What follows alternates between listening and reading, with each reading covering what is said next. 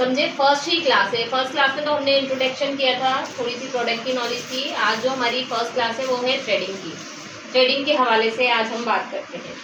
देखिए, थ्रेडिंग के लिए सबसे पहले आपके पास जो थ्रेड होना चाहिए, चाहे आप घर का भी क्यों ना यूज़ करेंगे। अब आप फ़र्क क्या होता है, थ्रेड तो थ्रेड होता है ना, चाहे वो घर का हो चाहे आप ब्यूटिशियन का थ्रेड ले रहे हो, ठीक है। इसमें फ़र्क क्या होता है, जो आप थ्रेडिंग यूज़ करते हैं, थ्रेड यूज़ करते हैं, पक्का होना चाहिए मेन चीज़, ठीक है, बारीक होना चाहिए। अब घर का जो हम थ्रेड यूज़ करते हैं वो थोड़ा सा मोटा होता है, जो मशीन में कपड़े सिलाने के काम आता है। और जो आप ऐसे पहले आता था असली परी का जो धागा आता था, अभी तो बहुत कम मिलता है, वो क्या होता था, बारीक होता था और मोटा होता था, ठीक है। और धागा तेज़ नहीं होना चाहिए, धागा तेज नहीं, क्योंकि जब हम छोटा बाल निकाल रहे होते हैं तो हम थ्रेड को थोड़ा सा जमाते हैं।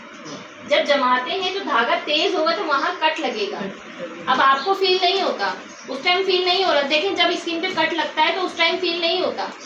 जब क्लाइंट को जलन होने लगती है ना, तब उसे फील हो रहा था यार शायद कट लग गया।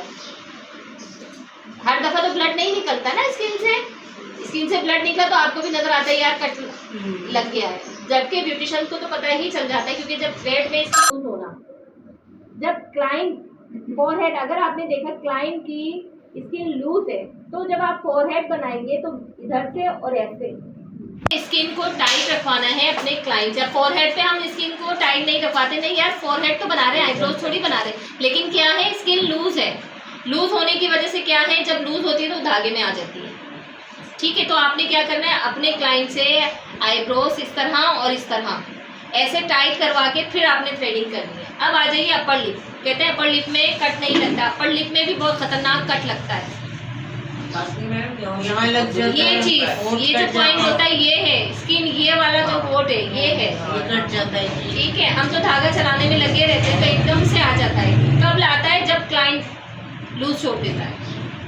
तो आपने पहले ही अपने क्लाइंट को गाइड कर, देखिए क्लाइंट कभी भी, मैंने अभी आपको लेक्चर दिया कि क्लाइंट कभी भी अपनी गलती नहीं मांगता है ना, तो वो भी अपनी गलती नहीं है। आप सही से करें ना, आप एक्सपर्ट है ना, आपने कट लगा दिया, आपको बनाना नहीं आती, 10 दफ़ा वो आपसे काम करवा के गया है, वो आप पे ही ब्लेम करेगा, ठीक है। अब देखिए, क्लाइंट को काम करना नहीं आता लेकिन करवाना आता है, तो वो कर करके एक्सपर्ट होता है।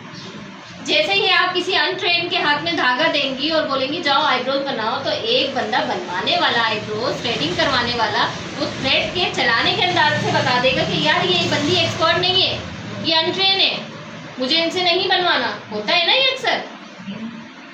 तो क्लाइंट क्या है, क्लाइंट काम करवा करवा के एक्सपर्ट होता है। और आजकल तो सोशल मीडिया ने हर एक को अवेयरनेस दे दी है। 7-8 साल की बच्ची को ही ले लें आप, कटिंग करवाने आएंगी, वो भी आपको ना इंस्ट्रक्शन दे रही होंगी, मम्मा मेरी आंटी से बोले ऐसे करें ऐसे ना करें, मुझे ये लुक चाहिए, ठीक है। तो हर चीज़ क्या है, आजकल सोशल मीडिया ने हर एक को अवेयरनेस देती है। और आजकल कुछ ऐसे भी हैं जिनको वाकई कुछ नहीं पता होता है, सीधे साधे होते हैं और उनका काम बहुत अच्छा हो भी हो जाता है। जो जितना बोलता है ना उतना ही काम, क्योंकि हमारा माइंड क्या हो जाता है, डाइवर्ट हो जाता है। एक जो हम काम कर रहे होते हैं ना, वो जो बोले चली जा रही होती है ना, उससे क्या होता है यार कोई कंप्लेन ना हो जाए, कोई गलती ना हो जाए। आपके दिल में डर आ गया ना, जब डर आया तो गलती होगी। गलतियां कब होती हैं, जब हम डरते हैं, ठीक है। और देखिए, गलतियों से ही सीखता है बंदा। आप किसी भी एक्सपर्ट से पूछ लें, वो भी इतने सालों का एक्सपीरियंस लेते हुए भी गलती कर जाती है, लेकिन वो एक्सपर्ट है, अपनी गलती को कवर कर लेते हैं, ठीक है। आप जो बिगिनर्स है तो उनसे कितनी गलतियां होंगी। आज जो मैं इस सीट पे बैठी हूँ तो क्या मैं ऐसे ही बैठ गई, मैंने भी कितने ब्लंडर किए होंगे, तब आज जाके मैं एक्सपर्ट हुई हूँ। या आप लोग जो काम करते हैं, जब आप लोगों ने स्टार्ट लिया होगा तो क्या आपसे मिस्टेक नहीं हुई, आप फौरन से एक्सपर्ट बन गए? नहीं। लेकिन हम सामने के से जाहिर ऐसा करते हैं कि हमसे कभी गलती नहीं हुई, जबकि ऐसा नहीं है। अब आ जाइए थ्रेडिंग के ऊपर, हम अगेन आ जाते हैं कि आपने अपर लिप्स है, आईब्रोज है या फॉरहेड है, ठीक है, या साइड थ्रेडिंग है, उस सूरत में आपने अपने क्लाइंट की स्किन को जज कर लिया कि इनकी स्किन टाइट है या लूज है, तो उस हिसाब से आपने थ्रेडिंग स्टार्ट कर दी। टाइट स्किन भी पता चल जाती है और लूज स्किन भी पता चल जाती है, ये चीज़ आ गई। और एक चीज़ मैं आपको और बता दूं, जो आपका क्लाइंट नाइट क्रीम यूज़ करता है उनकी स्किन बहुत ज़्यादा सेंसिटिव हुई होती है, ठीक है। हाँ, अब कैसे पता चले कि यार हम ये क्लाइंट आपकी नाइट क्रीम यूज़ करती हैं या नहीं करती हैं? आजकल तो आपको पता है हर कोई यूज़ कर रहा है। अगर डॉक्टर के पास भी जाते हैं तो वो क्रीम ऐसी देते हैं जो हमारी स्किन को पील कर रही होती है, ठीक है। और डॉक्टर सख्ती से मना कर देते हैं कि आपने थ्रेडिंग और वैक्सिंग नहीं करवानी। लेकिन सीरम यूज़ करते हैं, सीरम पील नहीं करता ना। सीरम तो आपके जो स्किन को ना प्रोटेक्ट कर रहा है, ग़िज़ा दे रहा है, उससे कुछ नहीं होता। जो आपकी स्किन को फेयर की तरफ लेके जा रहे हैं ना, वो आपकी प्रॉब्लम करता है, ठीक है।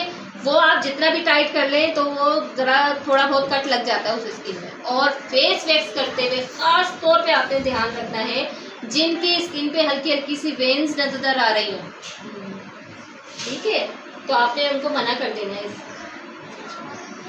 वैक्स का। ऑलरेडी स्किन बहुत बारीक है। अब जब आप पेपर वैक्स कर रहे हो या तो कोल्ड वैक्स कर रहे हो या हॉट वैक्स कर रहे हो, वो स्किन लेके निकलेगा, लाजमी निकलेगा, ठीक है। उस सूरत में अगर आपका क्लाइंट कहता मैं करवाती हूँ तो आप बोलेंगे फिर ये आपकी जिम्मेदारी, मेरी जिम्मेदारी नहीं। अगर स्किन निकल गई तो फिर आप ये नहीं बोलेंगे कि मेरी स्किन आपने डैमेज कर दी है। और जब भी वैक्स करेंगी या थ्रेड करेंगी साइड से स्टार्ट करेंगी या ब्लीच करेंगी। स्किन टेस्ट करने का तरीका क्या होता है, ये अभी थोड़ा सा आया है सवाल तो मैं खुद इसका जवाब दूँ। ये भी आपसे इंस्ट्रक्टर जो आएंगी, एग्जामिनर आएंगी, ठीक है। और वैक्स के ज़रिए, जैसे अगर आपका क्लाइंट वैक्स करवाने आया है, वो ब्लीच करवाने तो नहीं आए ना, तो आप पहले ये साइड का देखेंगे, क्योंकि ये साइड एरिया हमारा क्या होता है, हार्ड होता है थोड़ा सा, ठीक है। अगर ये साइड एरिया आपने देखा चाहे ब्लीच लगा रही हो चाहे वैक्सिंग कर रही है नॉर्मल है तो आप आगे बढ़ती हैं। अगर इस एरिए पे आपने ब्लीच लगाई और आपके क्लाइंट को बहुत ज़्यादा इचिंग हो रही है, एक होती है नॉर्मल इचिंग, क्योंकि क्या होता है ब्लीच क्या काम करती है, आपका जो ये बाल ब्लैक होता है, रुआं जो ब्लैक होता है, इसको गोल्ड की तरफ लेके जा रही होती है, यानी कि लाइटर की तरफ लेके जा रही होती है। जब भी हमारा कलर फेयर लग रहा होता है, हमारा कलर डल क्यों लगता है कि हमारे चेहरे पे बाल हैं, किसी के ज़्यादा हैं किसी के कम हैं, किसी के नहीं है, उनके चेहरे पे रिजल्ट नहीं आता। जिनके फेस पे रुआं ना हो बिल्कुल भी, वो ब्लीच भी करवा लें तो उनके फेस पे इतना लुक नहीं आता, पता नहीं चलता कि उन्होंने ब्लीच करवाई है। कॉम्प्लेक्शन में इतना वाज़े फ़र्क नहीं आता। जितना ज़्यादा आपके फेस में बाल होगा उतना ज़्यादा आपको रिजल्ट मिलता है ब्लीच का, ठीक है। एक ये चीज़ हो गई। क्यों, ब्लीच क्या काम करती है, आपके बालों का कलर को लाइटर लेके जाती है। जैसे हम बालों को ब्लीच करते हैं तो ब्लैक से गोल्ड पे जा रहा होता है ना, इसी तरह हमारा फेस का जो ब्लीच है वो नॉर्मल होता है, वो हमारे फेस के हिसाब से, क्योंकि फेस का जो बाल है वो मोटा नहीं है, वो बारीक है। तो फेस का ब्लीच अलग होता है और बालों का ब्लीच अलग होता है, ठीक है। स्किन चेक करने के कितने तरीके हैं, 2 तरीके। एक है आपका ब्लीच और दूसरा है जब आपका वैक्स अगर क्लाइंट करवा रहा है तो वैक्स। ये सवाल आ सकता है तो इसलिए बता रही हूँ, दिमाग में रखिएगा। और वैसे भी इस फील्ड में आप जुड़ी हुई हैं तो आपने देखना आपका क्लाइंट आपसे बोलता है कि मेरी स्किन बहुत ज़्यादा सेंसिटिव है तो और ब्लीच ज़रा सॉफ्ट बनाइएगा, तो आप उस सूरत में क्या काम करेंगी कि ब्लीच को 2 मिनट के लिए 3 मिनट के लिए सिर्फ यहाँ लगा के छोड़ेंगी। अगर वो कहेंगी नहीं मुझे इचिंग इतनी नहीं हो रही, थोड़ी बहुत हो रही है, तो आप आगे बढ़ेंगी। सेंसिटिव स्किन में हमेशा सूथिंग का इस्तेमाल करना है आपने। सूथिंग कहाँ पे, थोड़ी सी आप ब्लीच के अंदर ऐड करेंगे, अगर नॉर्मल स्किन आई है तो सेंसिटिव नहीं है, थोड़ी सी ब्लीच के अंदर ज़रूर ऐड करेंगे, ठीक है। फिर एप्लीकेशन करेंगे। और सेंसिटिव और एक्नी वाली स्किन आएगी तो उस पर आपने ब्लीच में भी ऐड करना है सूथिंग और फेस पे भी लगाना है सूथिंग। अब जिनका बहुत ज़्यादा कलर फेयर होता है वो ब्लीच के लिए आप देखते हो यहाँ पे रेड हो जाता है, उनका नॉर्मली भी यहाँ पे पिंक होता है, लेकिन जब वो ब्लीच या वैक्स करवाते हैं तो ये चीज़ रेड हो जाती है। उस सूरत में जो उनका ज़्यादा सेंसिटिव, फिर उस पर ब्लीच की एप्लीकेशन करनी है। और दूसरी सूरत में अगर आप वैक्स कर रही हैं तो इस पार्ट पे वैक्सिंग नहीं करेंगी, हल्का सा थ्रेड कर देंगी, क्योंकि ये वैसे ही सेंसिटिव है और आपने पैच लगाया वैक्स का तो ये डैमेज ज़रूर होगा, ठीक है। ये चीज़ हो गई। थ्रेडिंग के हवाले से बात हो गई कि आपको थ्रेडिंग करते हुए किस चीज़ का ख्याल रखना चाहिए, वैक्स करते हुए किस चीज़ का ख्याल रखना चाहिए, ब्लीच करते हुए किस चीज़ का ख्याल रखना चाहिए, यानी कि स्किन टेस्ट ये हम ब्यूटिशियंस को आना चाहिए। हम क्या करते हैं, इनके भी लगा दिए, उनके भी लगा दिए, उनके भी लगा दिए, ठीक है। एक ही ब्लीच बनाई, अब एक को एलर्जी हो गई उससे, 2 को नहीं हुई, तो आप क्या बोलती है, इनके भी तो वही लगी है, इनको तो नहीं हुई, आपको कैसे हो गई, स्किन में फ़र्क है ना। और आपने एक ही फॉर्मूला लगा दिया सबके, होता है ना ऐसा अक्सर।